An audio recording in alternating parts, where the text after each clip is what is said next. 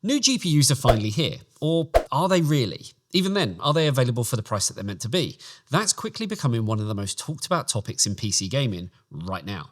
So today we're going to look at the pricing situation with AMD's newly launched RDNA 4 graphics cards compared to NVIDIA's RTX 50 series. Now that the dust has settled from this week's launches, we can take a proper look at what's actually happening in stores versus what was promised. So let's break down the real pricing situation, what you're getting for your money, and most importantly, whether either company is actually offering decent value. But before we get into that, here's a quick word from this video sponsor. Oi oi, I hear you're in the market for a proper top-of-the-line monitor. Best blacks, brightest whites, sharper than a tailor's crease, am I right? Yeah, that's the one. Well, look no further, my son. Feast your peepers on this, the Glare-Master 5000, a true marvel of technology.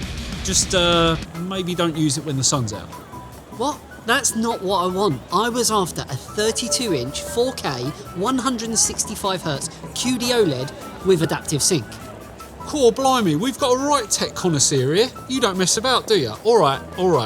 I see where you're coming from. Forget the Glare-Master, that was just a warm-up. What you need, my friend, is the Aegon Pro AG326UD from AOC. Top tier gear, 4K, 165Hz, QD OLED, all the bells and whistles. And get this, HDR 400 certified. That's the real deal, no mucking about. That does sound good.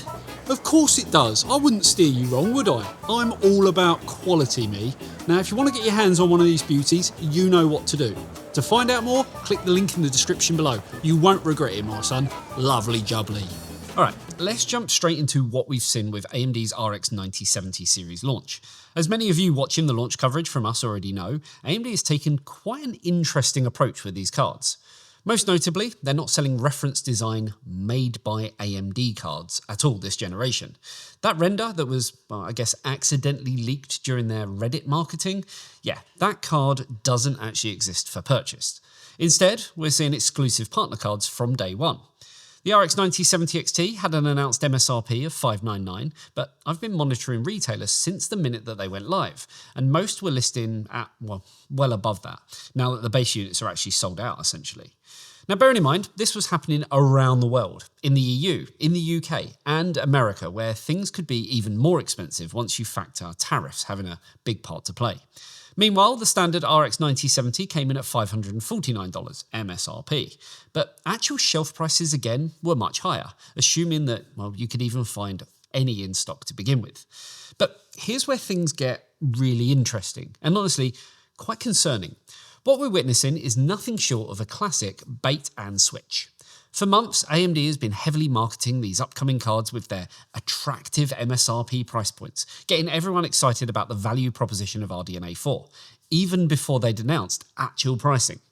Their entire marketing campaign centered around how gamers would finally be able to access next-gen performance at reasonable prices, without even telling you the specs, the pricing, or anything. And you know what? It worked. The reality though, these MSRP adjacent prices are only applicable to an extremely limited number of cards. We're talking just a few hundred units across all major retailers.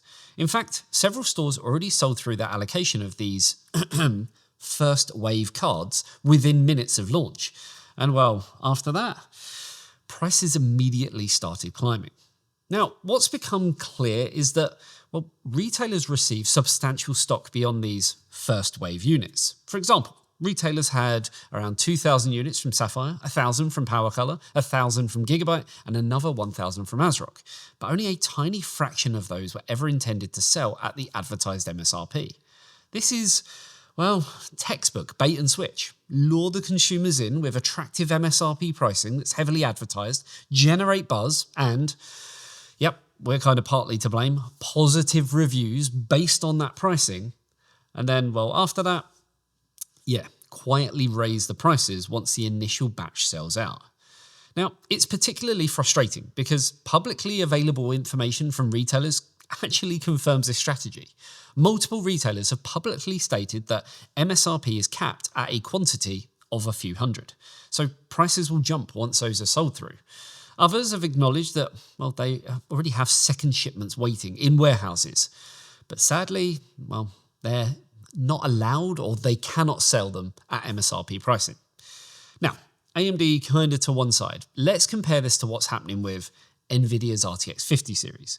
Their lineup starts with the RTX 5070 at $549 MSRP, followed by the 5070 Ti at $749 MSRP, the 5080 at $999 MSRP, and the flagship 5090 at that eye-watering $1,999 MSRP price point. At first glance, AMD's pricing seems more competitive, especially in the mid-range, with the RX 9070 XT undercutting the RTX 5070 Ti by around $150 at MSRP.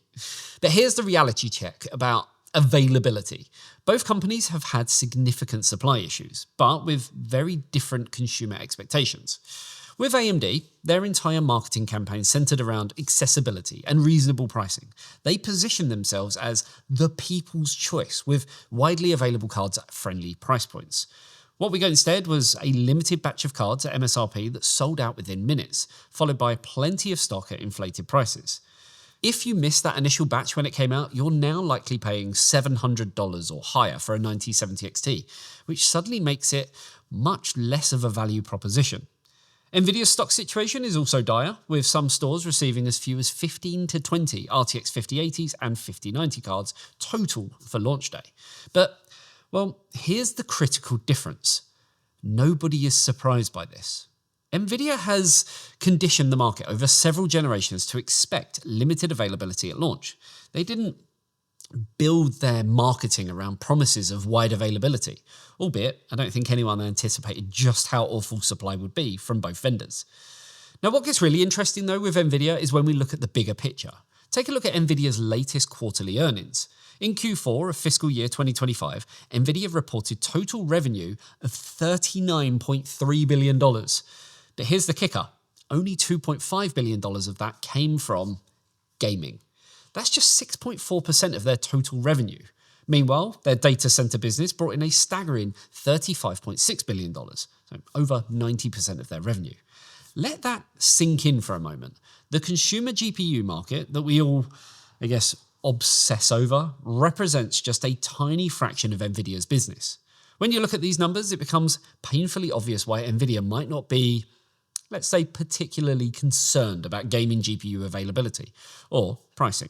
Their focus has clearly shifted to where the real money is, AI and data center solutions.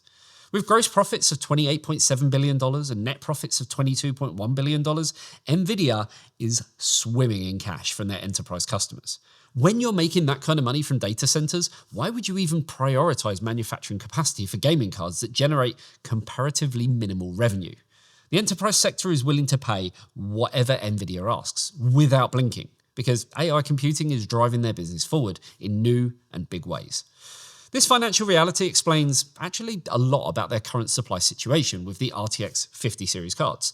There have been reports of multiple issues with the consumer RTX cards, including missing ROPs or render output units in some samples, and ongoing quality control problems.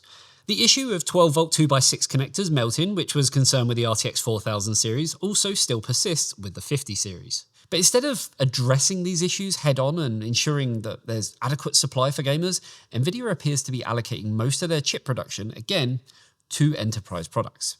Why would NVIDIA care about gaming GPU availability when their data center revenue has grown 16% quarter over quarter to $35.6 billion, while gaming is just a measly, paltry $2.5 billion. I mean, tiny, minuscule. Their margins are astronomical. 73% gross margin, 56% net margin. This means that for every dollar of revenue, they're keeping 56 cents as pure profit. These are the kind of numbers that make Wall Street drool and shareholders celebrate. But sadly, they don't translate to consumer-friendly pricing or availability. The unfortunate reality is that both AMD and NVIDIA have recognized that artificial scarcity does create higher prices and, ultimately, better margins. When NVIDIA can sell every AI chip they produce to data centers at premium prices, manufacturing capacity will naturally be allocated away from gaming products. Similarly, when AMD can sell limited quantities of cards at MSRP to generate positive reviews, then sell the bulk of their stock at higher prices, they maximize their profits while still maintaining the illusion of consumer friendliness. So, what's the verdict after seeing the actual launch play out? Is either company actually offering good value with these new cards? Well, Based on what we've seen in the past few weeks, I'd say the situation is even worse than what we anticipated. If you were one of the lucky few who managed to snag an RX 9070 XT at or near its $599 MSRP in those first few hours, then congratulations. You got decent value. But for everyone else looking at these cards today, you're facing prices that are already $60 to $100 above MSRP, which substantially erodes AMD's whole value proposition. At $650 to $700, the 9070 XT is suddenly much closer to the $749 RTX 5070 Ti, which offers better ray tracing, DLSS 4, which is more widely adopted, and superior content creator features too. Now, obviously there's MSRP pricing, but in a saturated market with crazy pricing, it's difficult to justify the slightly cheaper one for less features. What's particularly disappointing is how blatant this limited MSRP availability strategy has actually become, especially after AMD spent months heavily advertising these reasonable prices as a key selling point for RDNA 4. Their entire marketing campaign leading up to launch emphasized affordability and value, with prominent banner ads claiming that we are for gamers. They repeatedly hammered home the whole message that RDNA 4 would bring high-performance gaming to the masses at reasonable price points. And sadly, yeah, it happened, but then, well, it didn't. Instead, what they've delivered is merely the illusion of value, actually providing it to only a small fraction of buyers who happen to be refreshing store pages at the exact moment of launch. Or worse, scalpers who managed to buy it immediately before any actual person could, well, have the time to react. This deliberate misdirection feels especially manipulative, given how central the pricing narrative was to their pre-launch marketing. What I'm trying to say is AMD have kind of made their mistake here. They've made their bed and now they've got to lie in it. For those of you who missed the launch window and are still considering an upgrade, my advice in all honesty would be this. Set realistic expectations about pricing. The RX 9070 XT at $650 to $700 is a very different value proposition than at $599. So take a breath, reassess whether this card still represents good value at current market pricing, and consider whether the RTX 5070 or 5070 Ti might actually be better options when factoring in the complete package of performance, features, and software support. And I never thought I'd be saying that about the RTX 5070 because, well, I already mentioned how bad that was in terms of value. But I guess in relative terms compared to AMD, it definitely changes things up a little bit. If you're not in a rush, it might be worth waiting a few weeks to see if AMD can improve the stock situation at proper MSRP pricing. We've seen with previous launches that prices sometimes improve after the initial launch frenzy dies down. Though, based on what retailers have said about their inventory allocation instructions, well, yeah, I wouldn't count on a significant improvement this time around, and it may actually take that little bit longer. What we witnessed was, well, I guess unfortunately the new normal in the GPU market. Artificially limited stock at advertised prices, followed by significant markups once that stock depletes. It's a strategy that benefits manufacturers and retailers at the expense of consumers.